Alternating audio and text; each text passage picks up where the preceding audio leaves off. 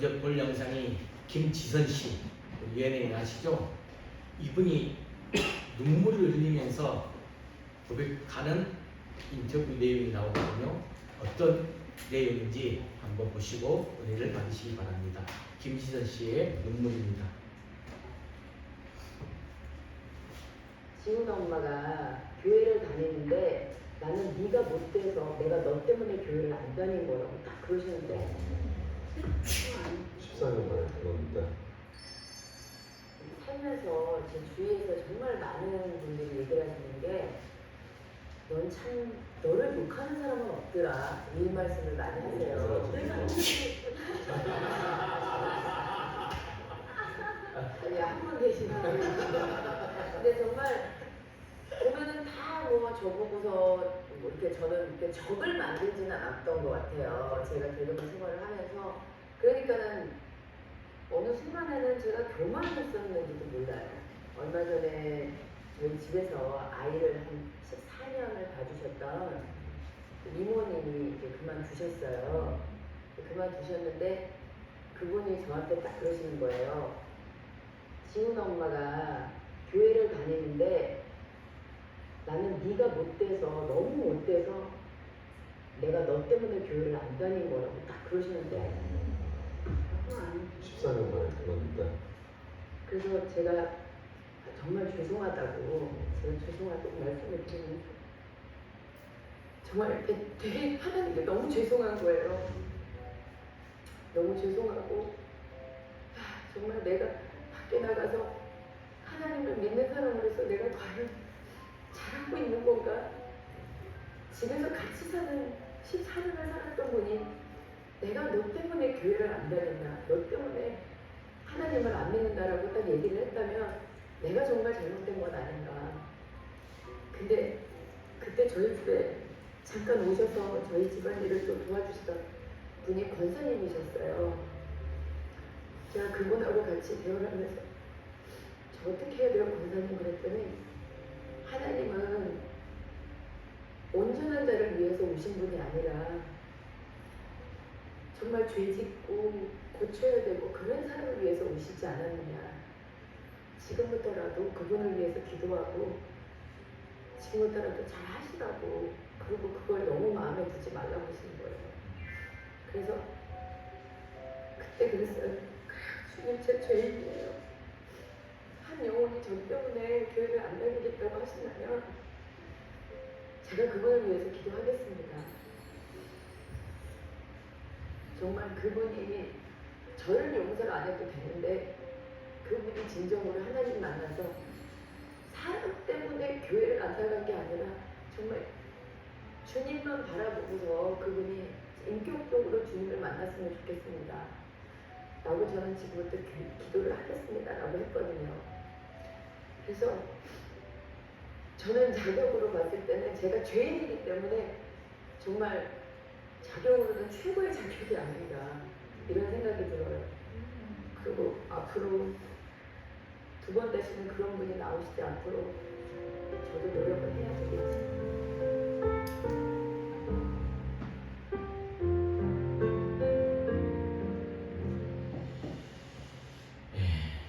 김지선 씨의 눈물의 용기를 여러분들 어떻게 생각하십니까? 나 자신에게도 한번 되새김질 한번 해보시길 바랍니다. 혹시 나도 김지선처럼 나 때문에 혹시 시험 든 자, 또 힘든 자, 교회를 떠난 자, 교회를 오지 못하고 있는 자가 있다면 우리가 진정 주님 앞에 회개하면서 우리 마음을 온전히 주님 앞에 나아갈 수 있도록 해야 되지 않을까 하는 귀한 영상이었습니다. 오늘 저는 건강한 자로 은혜를 더하시는 예수님. 여러분 우리는 아담인 후손인 우리는 태어날 때부터 에덴에서 추방당한 죄인의 후손으로 태어났어요. 죄인이에요. 원래부터 죄인이었죠. 그래서 로마서 3장 10절 말씀에 의인은 없나니 하나도 없다 이렇게 단정지었어요. 여기에 반론을 제기할 사람 누구 있겠습니까? 결국은 모든 인간은 죄이며 죄를 용서해 주신 우리 구세주가 필요하다 이것을 말하고 있습니다. 다시 말한다면 인간 스스로는 의인이 될 수가 없다는 거죠. 오직 하나님의 이 무조건적 은혜로 용서받은 의인이 될 수밖에 없다라는 것입니다. 그래서 우리는 인생사를 살아가면서 이런 죄와 의에 대하여 이 죄와 의 이것에 대하여 한두 번씩은 생각하면서도 늘 우리 삶 속에서 일어나는 죄로 인하여 우리는 영적으로 건강하지 않다고 볼 수 있습니다. 하지만 우리 많은 사람들을 한번 살펴보면 영적 건강보다는 육적으로 건강하기를 소원하고 있어요. 육신의 건강에는 늘 관심이 많아요. 그래서 의사가 사람들의 건강 상태를 점검할 때 하는 말들이 여러분 건강 상태 점검 메시지인데 한번 제가 한번 쭉 화면에다가 준비했어요. 어떤 질문들을 이렇게 하느냐. 첫 번째로 당신은 건강하십니까? 팔다리에 이상이 없다고 튼튼하십니까? 두 번째, 오래 걸어도 힘이 거뜬합니까? 무거운 짐 잘 들 수 있습니까? 또 세 번째로 뒷목 아프거나 가슴이 울렁거리진 않나요? 네 번째로 상처가 나도 금방 잘 아물고 혈액도 제대로 멈춥니까?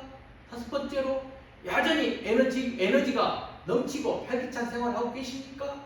그 다음 당신은 여전히 밥맛이 좋고 잘 드시고 계신가요? 그리고 건강검진에도 이상 없고 스스로 건강에 자신이 있습니까? 마지막으로 혈당 조절도 잘 되고 혈압도 정상입니까? 등등등. 소화는 잘 되십니까? 부드러운 음식, 단단한 음식 잘 드실 수 있습니까? 숨 쉬는데 어려움은 없습니까? 갑자기 추워지거나 건조해지도 감기 몸살이 걸지는 않습니까? 제가 지금 여름철에서 가을철에 돌아오면서 약간 기온차가 심하잖아요. 이번 명절을 보내면서 감기 기운이 팍 와서 어저께도 한 번씩 사먹고 지금 계속 먹고 있는데 콧물을 잡으려고 금방 몸이 안 좋아지는 것을 느끼겠더라고요. 만약에 이 부분에 대해서 확실하게 저는 하나도 해당되지 않습니다. 이런 분들은 의사가 필요 없겠죠. 만약 이렇게 건강하게 하다면 의사 없어도 되겠습니다. 그렇지만 우리는 또 장담은 하시기 마시기 바랍니다. 오늘 건강해도 내일 어찌 될지 모르니까요. 아니 지금까지 쭉 건강하다 하더라도 혹 병들어 있는지도 모릅니다. 만약 당신이 모르고 있을 뿐일지도 모르고 그러니 장담은 우리가 금물이라는 거죠. 더구나 세월이 지나가고 나이가 들면서 자연스럽게 변하는 우리의 몸 여러분 느끼지 않습니까? 그래서 지금 아무리 건강하다고 당신에게 오는 세월 어쩔 수가 없어요. 이렇게 위로의 말들이 나에 대해 누군가 염려해주는 말이라고 생각해 보시길 바랍니다. 어떤 보고서에 의하면 우리 현대인들의 90%는 병든 사람이다라는 말이 있어요. 90% 이상이 병든 사람이고요. 그 보고서를 얼마나 믿을 수 있는지는 모르겠으나 우리 한 가지 아는 것은 오늘의 많은 사람들이 정상이 아니다라는 점이에요. 그 몸이 정상이 아니에요. 30% 이상이 소화불량이고 그 소화불량의 90%가 신경성이라고 합니다. 공이나 각종 정신 스트레스로 오는 육체적 질병뿐만 아니라 정신적으로 오는 질병은 얼마나 많은지 정말 심각한 문제가 아닐 수 없습니다. 아마 여러분들 중에도 건강한 사람보다 어디가 지금도 불편한 사람들이 더 많을 것입니다. 그리고 육체적인 질병의 60% 이상이 이 정신적인 원인을 가진다고 합니다. 심지어 어떤 사람은 80~90%까지도 이 정신적 원인에 의해 육체적 병이 온다라고 말을 하고 있어요. 사실 병든 자란 무엇을 말하느냐 라고 누가 묻는다면 병든 자란 이런 사람을 말하는 것입니다. 라고 똑바로 대답할 수가 없어요. 그것은 병든 자에 대한 어떤 규정도 없고 병이 너무나 복잡하고 다양하고 모두 아파하고 있기 때문입니다. 더욱이 우리가 어떤 질병에 있었어요. 그럼 병을 낫기 위해서 또는 병을 극복하기 위해 무엇을 하면 어디를 가야 하는가? 라고 질문을 하게 되면 대부분이 병원이죠. 대답합니다. 병원이라고 대답합니다만 이 병원에서 사는 사람들도 병든 사람이 많으니 병원에서도 병을 낫는다든가 극복한다든가 여기에 대해서도 한계가 있음을 보여줍니다. 또 몸의 병이 더 괴로운 건가 정신적인 병이 더 괴로운가를 말한다면 그것도 이것이다 라고 말할 수가 없죠. 단정 지을 수가 없어요. 더욱이 영적으로 병이 들었다 하면 그것은 더 괴로운 일에 대해서 병에 관한 아무도 정확한 대답을 해주지 못합니다. 거기다가 가정의 병, 사회적인 병, 한번 치료를 해서 나았는데 다시 재발되는 병, 생각만 해도 머리가 아픈 게 우리의 병입니다. 그리고 해결되지 않는 것 또한 병입니다. 과학자들과 의사들이 병을 정복하고 건강한 육체를 가지고 행복하게 정서적인 일에, 이 정신적인 일에 종사하는 우리 종교인들이나 다른 사람들의 정신적인 질병을 정복하게 노력하는 것이나 부정을 척결하고 새 시대를 만들기 위해 노력하고 있는 당국이나 모두 열심히 하고 있는 것 같은데 그 열심에 비해 이 성과, 경과는 늘 실망스러워서 답답한 것이 이 병의 문제입니다.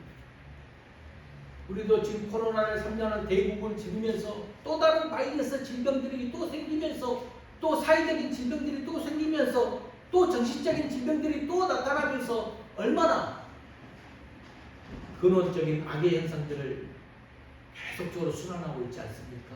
그래서 저는 오늘 말씀을 통해서 주님께서 우리에게 이 병든 자에게 의원을 보내주시고 건강한 자가 되기를 원하시는데 그 은혜를 한번 살펴보도록 하겠습니다. 첫 번째로 주님은 세상의 모든 사람을 병든 자로 보았다는 거예요. 죄를 지은 사람은 다 병든 자라는 거예요. 자, 그 말씀이 누가복음 5장 32절 말씀 한번 읽어볼까요? 시작. 내가 의인을 부르러 온 것이 아니요 죄인을 불러 회개시키러 왔노라. 아까 김지선 씨가 정말로 자신 때문에 교회를 안 나간다는 그 아주머니의 말을 듣고 찾아온 권사님께서 주님이 오신 목적을 분명하게 말씀드렸잖아요. 치료받고 아프고 병든 자를 위해서 주님이 오셨다는 것. 오늘 본문을 쭉 읽다 보면 우리가 27절에 레이라는 세리가 얘기하고 레이. 이 레이는 누구를 말하는 인물일까요? 여러분들이 마태복음, 마가복음, 누가복음에서 이 본문을 계속적으로 소개하는데 이 레이는 바로 마태를 의미합니다. 자, 마태복음 9장 9절 말씀을 읽어볼까요? 시작. 예수께서 그곳을 떠나 지나가시다가 마태라는 사람이 세관에 앉은 것을 보시고 이르시되 나를 따르라 하시니 일어나 따르니라. 이 말씀이 오늘 본문 27절 말씀과 같은 맥락이에요. 마태를 말하고 하는 거예요. 그러나 그가 예수님을 따라 사도가 되기 전에 어떤 사람이었죠? 죄인, 즉 병든 사람이라고 말할 수 있어요. 그는 사회적인 지위도 있고 권세도 있고 가정도 있고 직장도 있고 부자였어요. 세리였기 때문에. 그래도 그 사람은 병든 사람이었다는 거죠. 죄인은 모두 병든 사람이다. 그가 어떤 사람이든 주님이 보실 때는 죄인은 모두 병든 사람일 뿐입니다. 그래서 예수님께 와서 이렇쿵 저렇쿵 시비를 하는 사람도 예수님이 보실 때는 다 죄인이라는 거예요. 자, 그들이 어떤 말씀을 했죠? 누가복음 5장 33절 말씀에 이런 말을 하죠. 읽어봅시다. 시작. 그들이 예수께 말하되 요한의 제자는 자주 금식하며 기도하고 바리새인 제자들도 또한 그리하되 당신의 제자들은 먹고 마시나이다. 막 이런 말들을 해요. 이 말씀에서 보게 되면 금식하 자주 하는 이 요한의 제자들을 소개하고 있고 바리새인 제자들도 말하고 있는데 모두 그들 또한 죄인이라는 거죠. 주님이 말씀하신 흔히 집에 손님들도 신랑도 신부도 모두 다 죄인이다. 새 옷에 한 조각을 찢어 낡은 옷에 붙이는 자도 죄인이고 낡은 가죽 부대에 새 포도주를 담는 자도 다 죄인이다. 이 말씀. 왜 그러냐? 왜 그럴까? 의사, 특히 정신과 의사들은 세상의 모든 사람들이 다소간 정신병리적인 증상이 있다고 생각한답니다. 세상의 모든 우리 저를 비롯하여서 대부분 사람들이 정신적 병리가 다 있다. 이렇게 정신과 의사들이 좀 이야기를 해요. 여러분, 검사는 어떤 사람입니까?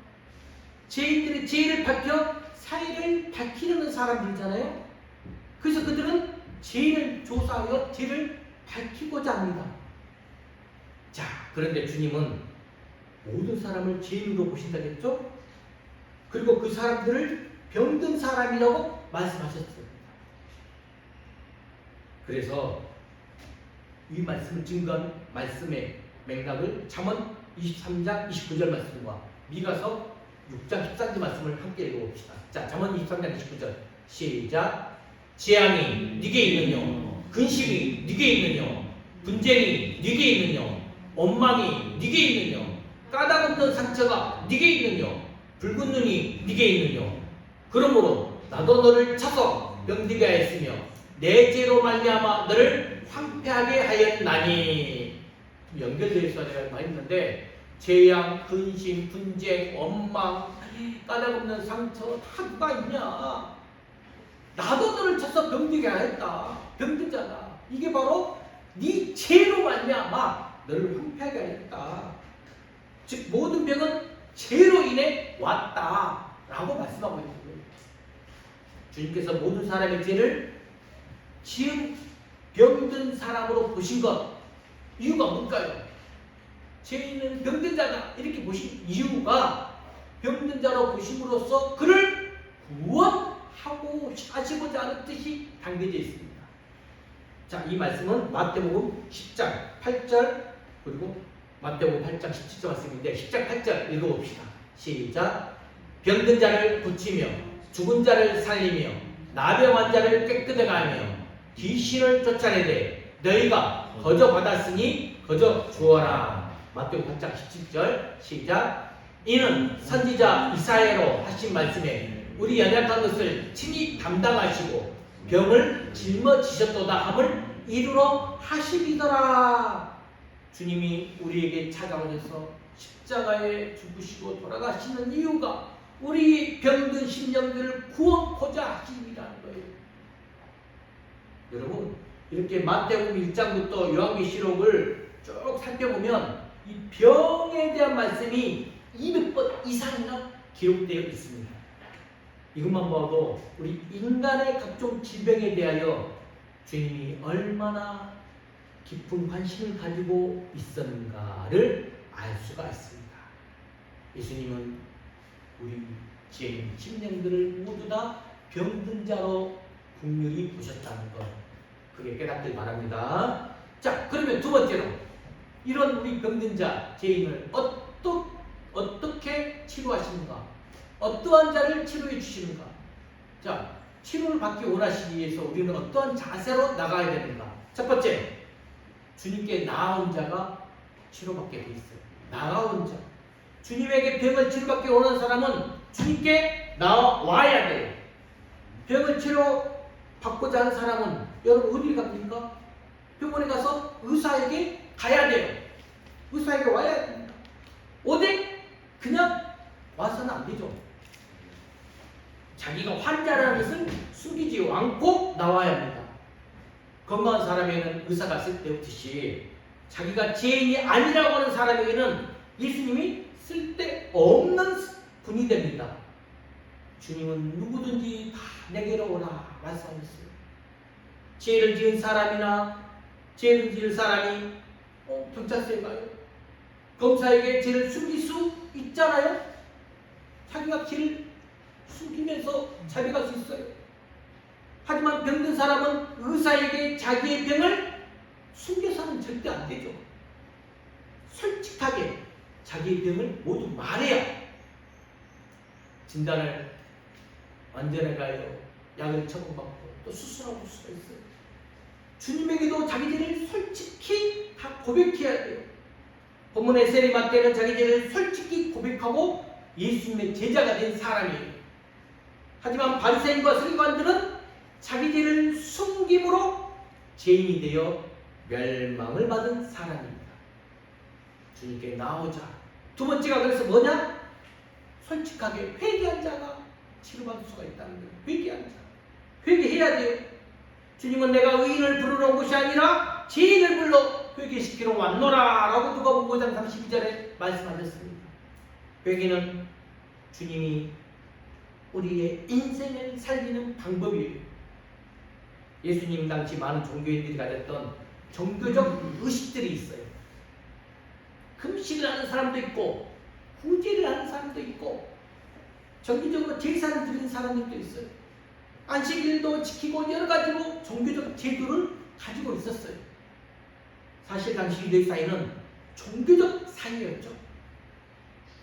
종교적 규범이 사회 질서와 습관이 되어서 사람들의 삶을 지배하고 있습니다. 여러분들도 종교적 예배, 종교적 제도 안에 우리가 묶여 있으면 안 됩니다. 왜 그러냐? 그들은 이 종교적 제도권 안에서 들이면서 종교적 규범과 사회 가운데서 잘 믿음 생활을 하는 것처럼 보였지만 그 가운데 회개가 없었어요. 그 누구에게도 회개의 모습을 볼 수가 없었다는 말씀이에요. 회개하지 않는 사람은 아무리 건강한 삶을 살아도 그는 주님의 치료를 받을 수가 없습니다. 주님의 나라로 나아가는 사람은 회개를 통해서 주님을 만나게 되는 것입니다. 김지선 씨가 흘린 눈물이 바로 회개의 눈물이 되는 것이죠. 회개는 죄로 말미암아 죽을 수밖에 없는 우리들을 살리기 위해서 성령님이 우리 가운데서 치료하시는 현상이 회개입니다. 예수님이 사랑하신 자들을 보면 당시 사람들에게 손가락질 받았던 사람들이었어요. 특별히 마지막 십자가에 달리실 때 좌우에 두 강도가 함께 달리지 않았습니까? 근데 두 강도의 차이점이 무엇이었죠? 하나는 자기의 죄를 회개하지 않는 자였고 또 다른 하나는 자기의 죄를 인정하고 회개하였다는 것입니다. 하나님의 인생을 새롭게 하시는 곳에서는 회개 운동이 있었습니다. 초대교회가 출발하는 곳에 회개 역사가 일어났습니다. 베드로가 설교할 때 형제들아 어이할고 하는 운동이 바로 교회 운동이고 또한 부무명 생명 운동이었습니다. 교회는 다른 것은 없어도 교회 일수가 있지만 회개 운동이 일어나지 않으면 교회 일수가 없습니다. 교회에서 이 회개 운동이 일어나는 것, 그 교회를 통해서 하나님이 인생을 살리신다는 것을 의미하는 것입니다. 예수께서 나와 죄를 회개하는 일은 우리는 흔히 예수 믿고 죄를 회개했다 말합니다. 예수를 믿음으로써 난 예수님을 알고 나서 내 죄를 회개했습니다. 이 고백이 어떤 고백이냐? 예수께서 이르시되 가라 이 믿음이 너를 구원하셨느냐 하시니 그가 곧 보게 되어 예수를 길에서 따르니라 라는 이 마가복음 말씀처럼 즉 믿음으로 구원을 얻었다라는 말씀으로 맥락이 연결됩니다. 그게 바로 예수 믿고 죄를 회개한 믿음의 역사. 회개한 자로 나아가는 귀한 여러분 되시기 바랍니다.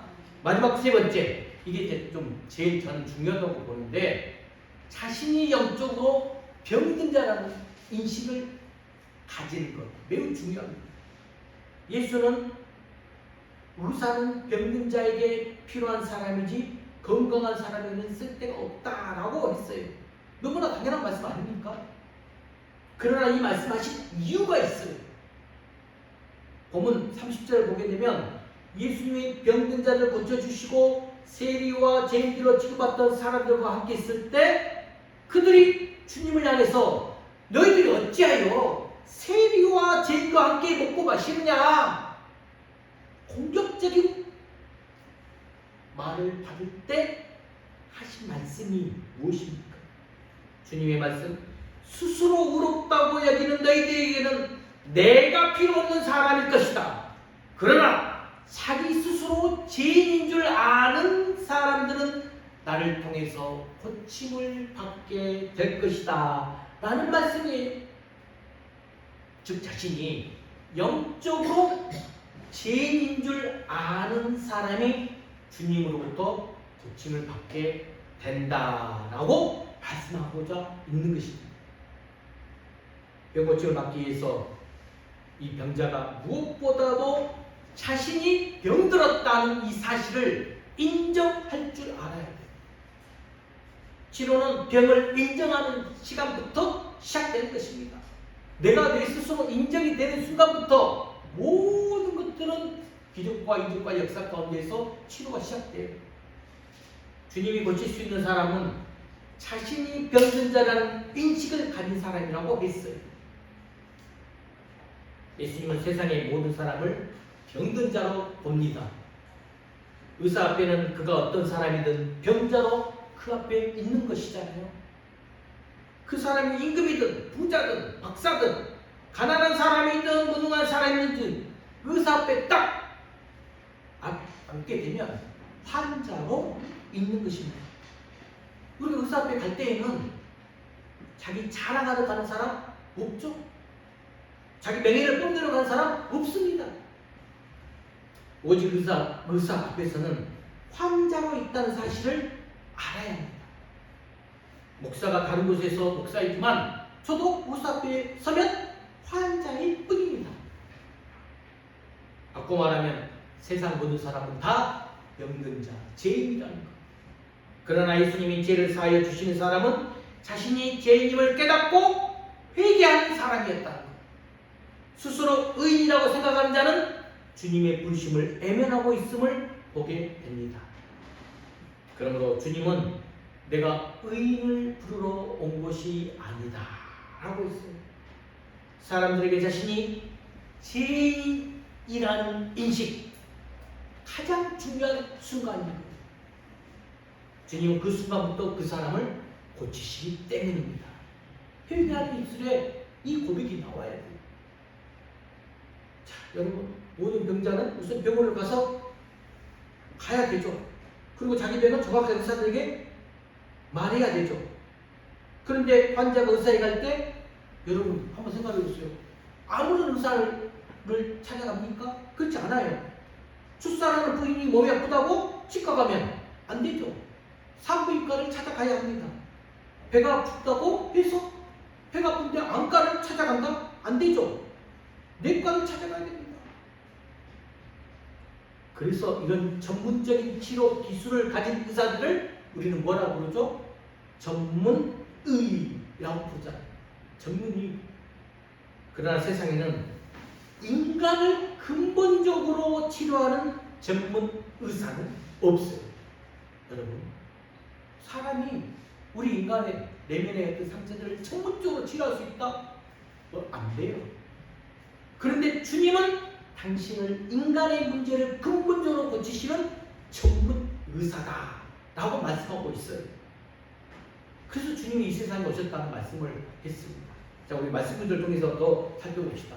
누가복음 4장 18절 19절에 이리 말씀하셨어요. 자, 읽어봅시다. 시작.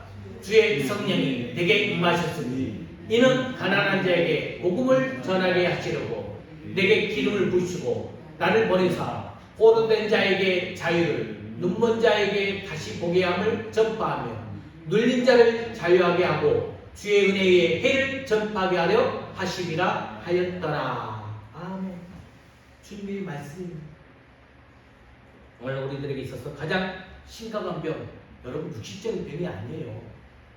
차라리 사람이 병에 들게 되면 우리가 혹시 막 건강하다가 병이 들었어요. 그러면 악한 사람도 착해지는 경우가 있어요. 그래서 우리들을 죽게 만드는 병은 육체적인 병이 아니라는 거예요. 이 정신의 병, 바로 영혼의 병인 거예요. 정신이 병들고 영혼이 병든 사람은 어떻게 되느냐? 자기가 병자라는 것을 몰라요. 그래서 더욱 심각해지죠. 전문가들은 이런 정신적인 질병이 육체적인 질병도 가져온다라고 말합니다. 그러나 주님은 이런 병자들을 다 고칠 수 있음을 여러분 오늘 말씀 통해서 깨닫길 바랍니다. 그래서 오늘 여러분들 우리가 중요한 것은 먼저 예수님께 나와야 된다는 것. 그리고 두 번째로 회개하라는 것. 즉 예수님에게 자기를 나타내야 돼. 솔직하게 자기 자신을 드러내야 됩니다. 그리고 세 번째로 자신이 병든 자임을 인식해야 함을 말하고 있습니다. 자, 그래서 오늘 예수님 우리를 병든 자로 죄인으로 오시고 병든 자가 어떻게 주님 앞에 나와야 치료받을 수 있는지를 말씀했고, 그런데 주님의 그 크신 은혜는 바로 이게 세 번째예요. 우리를 병든 자로 보시지 않고 건강한 자로 은혜를 더하시고 싶으세요. 건강한 자. 자, 본문 31절 말씀 한번 다시 한번 읽어볼까요? 시작. 건강한 자에게는 의사가 쓸데없고 병든 자에게나 쓸데있나니. 자, 우리가 예수님을 영접했다고 하나 마음 들기, 즉 회개가 안 됐기 때문에 이 마음은 병들어 있는 경우가 많아요. 마음은 병들어 있는 경우가 많아요. 세상에 속해 있었기 때문에 이 마음이 많이 병들어 있어요. 육체는 힘이 있으나 영적으로 무기력하고 게으르며 인내하지는 못해요. 영적인 근력이 없으니 쉽게 포기합니다. 이 영적인 근력을 키워나가기 위해 매일 경건의 연습을 하는 것인데 이마저도 게을러서는 안 됩니다. 그러니 신앙의 진보가 없는 거예요. 여러분, 영적 근력 키우기 위해서 경건의 연습이 정말 필요합니다. 매일 귀찮을지 몰라도 매일 큐티하는 연습, 말씀을 묵상하면서 그 말씀 한 구절을 가지고 하나님께 나아가는 연습, 그래야 신앙의 진보가 있어요. 영적인 것에 대하여 게으른 이유는 신앙에 대한 열심과 열정이 없어서입니다. 열정이 없으면 게을러지기 마련이에요. 하기 싫고 귀찮아지는 것입니다. 영이 건강하면 넘어져도 금방 일어나서 다시 도전하는데, 영이 병들어 있으면 환경, 문제, 어려움 등의 저항력이 없어서 쉽게 또 포기하고 주저앉아 버립니다. 쉽게 우울증에 빠지고 쉽게 상처를 받아요. 나보다 잘하는 사람을 보면 쉽게 시기 질투를 느낍니다. 이러한 누룩은 상처받은 마음, 용서하지 않는 마음, 부정적인 마음에서 비롯되며 하나님의 사랑으로 채움받지 못해 있습니다. 자존감이 낮아지기 때문에 남이 잘하면 배 아프고 시기 질투가 납니다. 시기 질투가 나면 괜히 얄밉게 됩니다. 미움의 영까지 들어가게 돼요. 계속적으로. 그러니까 이 부정적인 생각과 감정은 이 악한 영들을 계속 불러들입니다. 시기 질투에 있어 끝나지 않고 비난과 판단과 정죄와 이간질과 미움 등등 다양한 영들이 들어올수록 문을 쫙 열어주는 통로가 되어버려요. 자, 그렇다면 나보다 잘하는 사람을 볼 때 건강한 사람은 어떻게 나가는가? 건강한 자는 어떻게 나가는가? 도전을 받아요. 그 사람 보면 성장의 기회를 삼고 더 열심히 됩니다. 나도 저 사람처럼 되어야지. 그런데 현실은 마음처럼 잘 안 되니까 어떻게 합니까? 건강한 자는 더 하나님을 찾고 부르짖고 기도하게 되는 거예요. 건강한 자에 나아가는 자세예요. 그러니까 그 마음의 자세와 태도를 보시고 하나님께서 은혜를 더하신다는 것이에요. 자신이 재판관이 되어 남을 판단하고 있는 것과 잘 안되니 하나님을 찾는 것과 이 둘 중에 하나님 보시기에 누가 더 이쁠까요? 누구에게 더 은혜를 베풀어 주고 싶을까요? 양다리 가지고 있는 자와 하나님만 진심으로 찾는 자, 누구에게 더 은혜를 베푸실까요? 그래서 여러분, 생각을 어떻게 하면서 사느냐, 어떤 생각을 하며 사느냐, 내가 어떤 생각을 하면서 살아가고 있느냐, 그 사람의 신앙을 끌어올려주기도 하고 또 퇴보시켜주기도 합니다. 상대방의 문제가 아니라 나의 문제였구나, 내 마음의 문제라는 것입니다. 잘 안 돼요. 안 되지만 하나님을 찾는 자가 있고, 안 된다고 그냥 투털거리고만 있는 자, 그 마음의 자세와 태도가 다르게 은혜가 다르다는 것입니다. 오늘 본문 여러분 36절부터 쭉 마지막 39절까지 다시 한번 성경을 읽어보면 이 비유의 말씀으로 해줬는데, 주님께서 낡은 옷이 아니라 새 차에다가는 새 옷에 붙여야 되죠. 새 차는 새 옷에 붙이고 새 포도주는 새 부대에 넣어야 한다는 말씀. 이게 뭘 말하고자 하느냐, 우리가 변화하기 위해서는 새로운 생각, 새로운 사고방식, 새로운 삶의 방법을 가져야 한다라는 말씀입니다. 이 것은 다 잊어버리고 이제 새롭게 새 부대에 새 천에 나아가야 된다는 말씀. 율법이 아니에요. 복음이 돼야 돼요. 제약이 아니에요. 의로운 삶입니다. 벽을 지배받는 것이 아니에요. 벽을 극복하는 것입니다. 사랑으로 살고 믿음으로 살고 소망으로 사는 새 생활을 말씀하고 있는 것입니다. 주님이 말씀하신 말씀 읽고 더 굳건한 말씀 믿음 안에서 세우시길 바랍니다.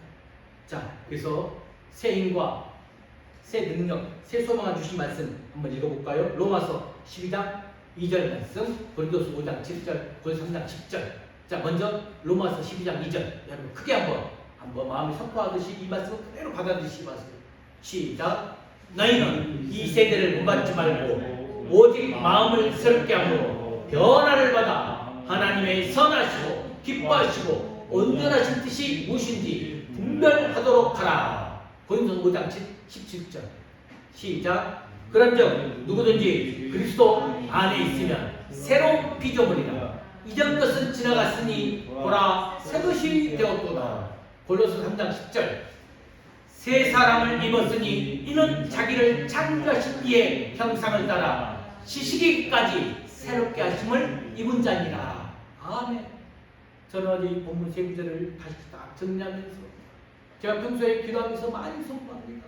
새로운 신령, 새로운 삶, 새로운 하나님의 영적 피조물로 나가고 가슴이 뜨거워져요. 그래서 새로운 마음으로 변화를 받아서 하나님의 선하시고 기뻐하시고 온전하신 뜻이 무엇인지 저에게 지혜의 영, 명철함의 분별의 영을 허락하소서. 그리스도 안에 있으면 새로운 피조물로서 우리는 나아갑니다. 이전 것은 지나갔습니다. 새 것이 되었다는 것. 그래서 새 사람을 입었으니 이 모든 것이 자기를 창조하신 이의 형상, 하나님의 형상을 따라서 우리는 지음받은 피조물로 지식이까지 새롭게 하심을 입은 자로 하나님의 은혜의 거한 자가 된 것입니다. 사랑하는 성도 여러분, 부정적인 생각이 들 때마다 그 생각을 따라가지 말고 회개하며 나아가시기를 바랍니다. 열심을 내는데 간절히 그분을 찾는데 하나님께서 왜 듣지 않겠습니까? 여러분, 주님 앞에서 더 자복하고 회개하는 마음 심령으로 주님을 붙들고 자신이 죄인임을 선포하면서 그 자신 가운데 주님의 긍휼을 바라면 분명 하나님은 들으십니다. 주님은 병든 자를 찾아오셔서 우리에게 말씀하세요. 정말 사랑하는 딸아, 아들아, 나에게 오라. 나와서 진심으로 너의 심령을 고백하라. 회개하라. 그래야만 내가 반드시 건강한 심령으로 치유를 하고 너를 하나님의 품 안에 은은하게 거하게 할 것이다. 이 주님의 사랑을 가지고 자신의 모든 것 아뢰면서 의탁하면서 나아가는 부하우리 모든 성도가 되시길 주의 이름으로 간절히 축원합니다. 이 시간 우리 주의 은혜라, 내가 지금까지 지내온 것은 주의 은혜라, 지금까지 지내온 것 주의 은혜만 찬양하는 이 봉송가 부르면서 우리 기도하는 시간.